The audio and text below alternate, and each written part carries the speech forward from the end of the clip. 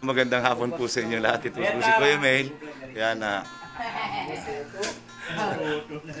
Magandang hapon po sa inyong lahat.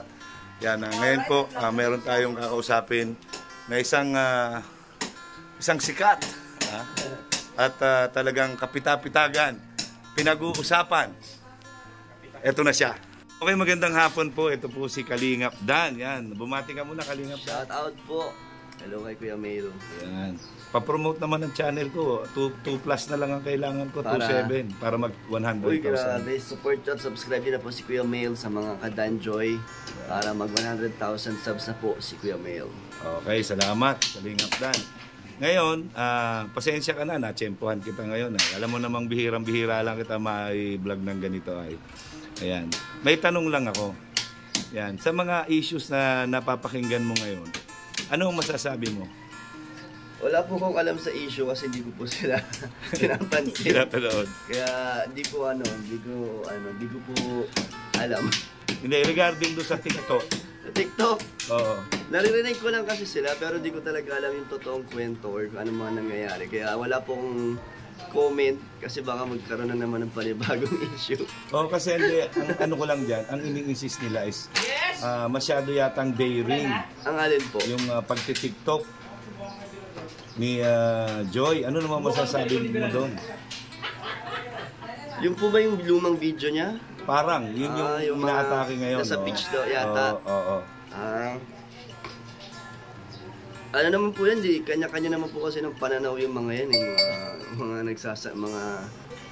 nagko-comment dyan. So yung iba baka ayaw nila sa mga iba conservative, pero nasa tamang lugar naman si Joy, nasa beach naman siya, nasa dagat. At di lang naman siya mag-isa doon kasama niya ibang angels.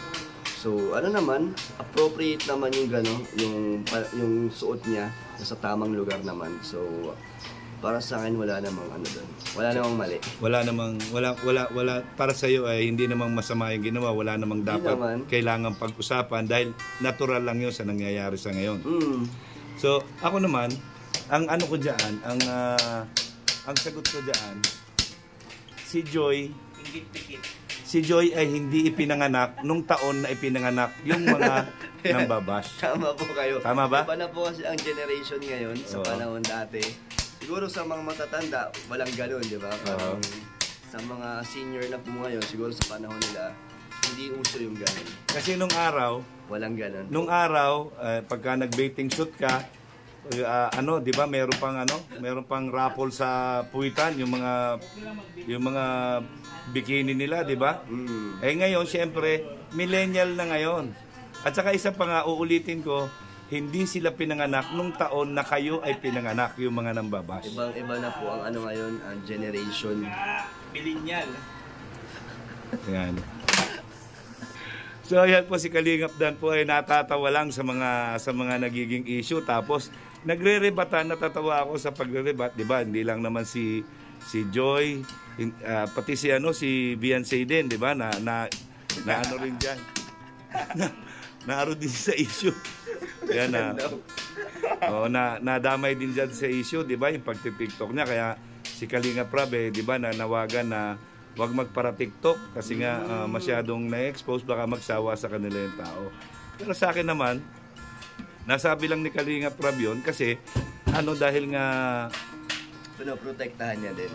Pinoprotektahan niya din at isa pa ay nasisita sila ng mga ibang mga conservative type na pagkatao, kaya nga lagi natin sinasabi, hindi sila pinanganak nung taon na pinanganak sila. Magkaiba 'yon. So kailangan din nilang mag-adjust sa panahon ngayon. Oo. Pero tama naman si Kalingap Rab na iwasan na lang. Para kayang iwasan, sila lang. Ano naman masasabi mo doon sa dedebatehan yung issue ng TikTok na yan? Ako, para sa akin, walang dapat pagdebatehan dyan. Hindi ka dapat mag-akusa sa isang tao, lalong-lalo na ikaw ay pinanganak nung unang panahon at sila ay pinanganak nitong millennial. Sa TikTok, naman kasi yun, parang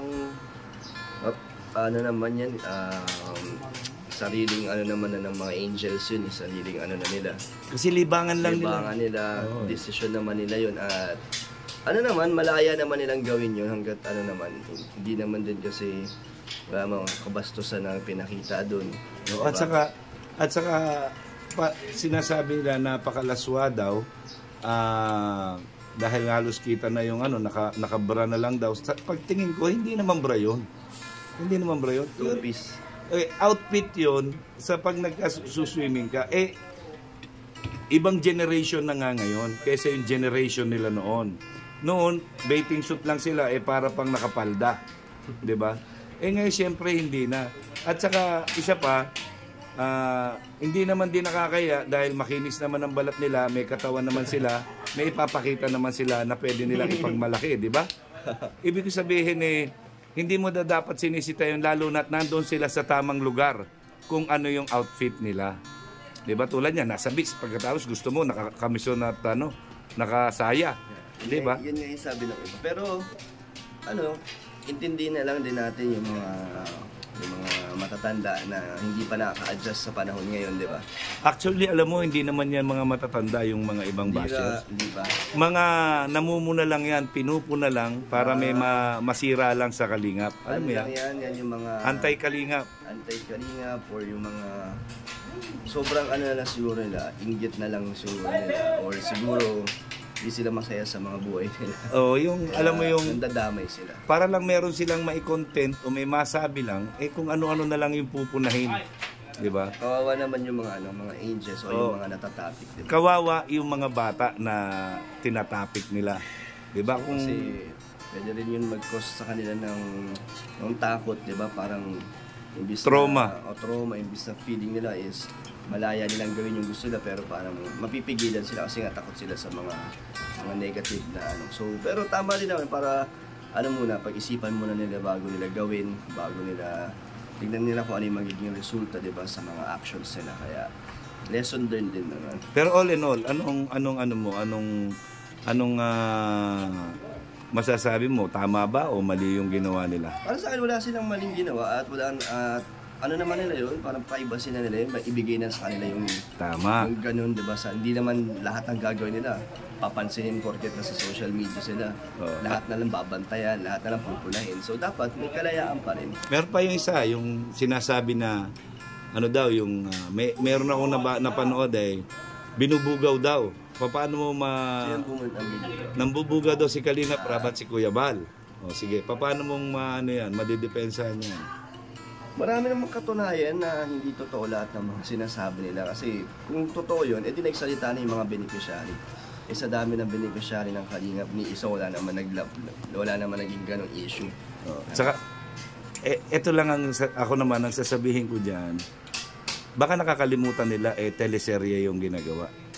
Naman yun, Love Team yun is part of the kay Kalingap Love part yun ng para lumakas at pampakilig o pampasaya.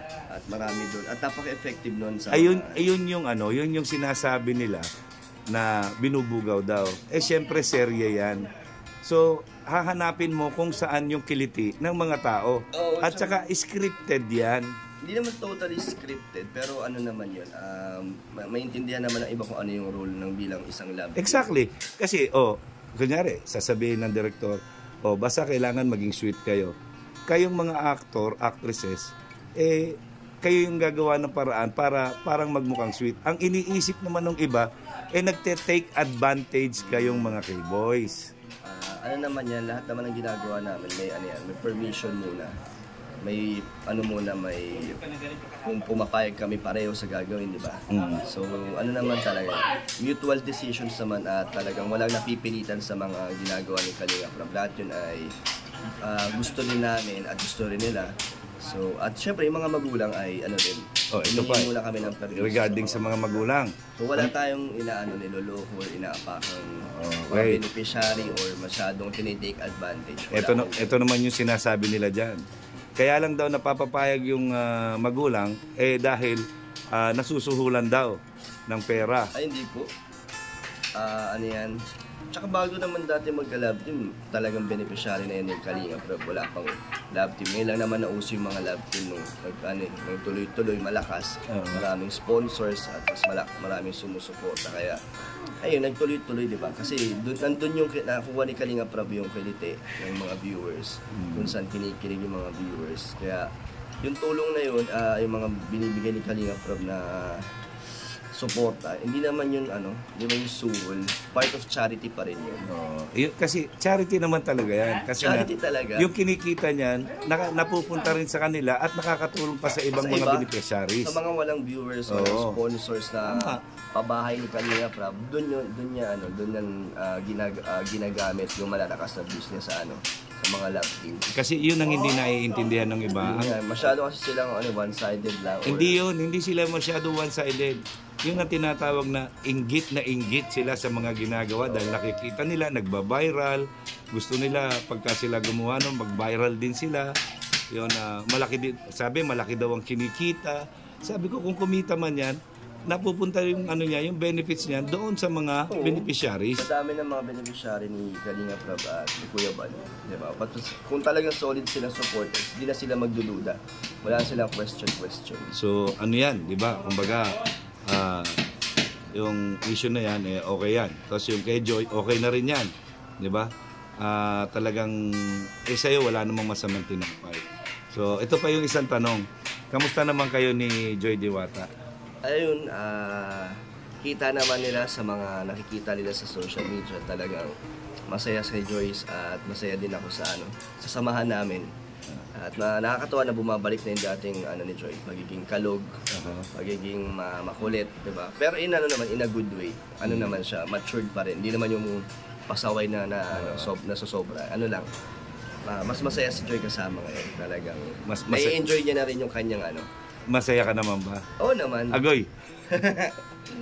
Masaya. Gaano kasaya ang isang kalingap dan sa feeling ng isang diwata, Joy? Grabe. Lang kami, chill lang kami ni Joy. Chill lang kami, low-key lang, tamang, walang pressure. Hindi namin ini-stress yung sarili. Good yan, good. Kasi, kumbaga ba, give and take lang kayong dalawa. Give and take. Binibigyan mo ng time, meron siyang space. Oo, talagang focus siya sa pag-aaral niya, sa ginagawa niya. Ganon din naman ako. Ikaw, nandiyan ka nakasuporta lang. Oo, nandyan lang tayo lagi. Grabe. Sana all. Mapapasana all ka na lang. So okay naman, si Joy, okay naman. Ang susunod na tanong ko, magkakaroon ba ito ng magandang resulta in due time? Pinakita mo pa sa akin. Para saan? Kay Joy? Oo naman, kasi gusto talaga namin ni Kalinga Prab ay makapagtapos. At syempre lahat sumusuporta kay Joy, gusto makapagtapos si Joy. Sa tulong ng Kalinga Prab bilang scholar siya. So, para saan masaya ako na naging part ako ng journey ni Joy sa kanyang pag-aaral. Bukod doon, kumbaga ba, may makakatikim ba kami ng mantika sa aming mga labi? Yung kainan? Pag anong meron? Ano bang kahantong Basta kami ninyo ngayon. Basta okay kayo. Okay kayo. Kami, masaya kami, tapos lang kami. Hanggang doon na lang muna tayo. And then time will tell kung talagang saan kami hahantong. Saan nahantong. Basta kami ni Joy ngayon, sobrang goods na goods kami. Goods na goods. Okay, final word sa lahat ng mga supporters and mga fanatics ng Dan Joy. Salamat sa walang sawang suporta at pagtatanggol sa mga issues dyan. Nandiyan pa rin kayo. So, sana kayo magsawang sumuporta sa buong Kalingap, kay Kuya Bal, Tita Edna, kay Kalingap at sa buong K-Boys at sa amin. Ayun, so asahan niyo lang kami na nandyan lang kami palagi para bigyan kayo ng saya sa inyong buhay. Kay Joy, ano naman ang message mo? Yun, lagi lang tayo nandito para sa kanya. Lagi tayong ready ipagtanggol siya at ipaglaban. Ay, sana all. Maraming salamat, Kalinga Prab. Thank you very much. Kalinga Prab. Ay, Kalinga Prab, Kalingap Dan. Nalilito na ako ay. Sige, thank you very much. Okay, bye-bye. So yun na nga po mga Kalingap. So nakakausap na natin si Kalingap Dan. Mga kadanjoy dyan, alam nyo na. Sa mga hindi pa nakapag-subscribe, please subscribe Kuya Mail at pakipalo ang ating Facebook page, Kuya Mail din. Siyempre,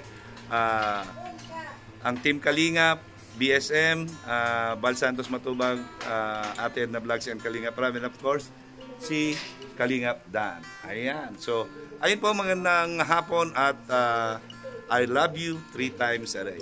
Bye-bye!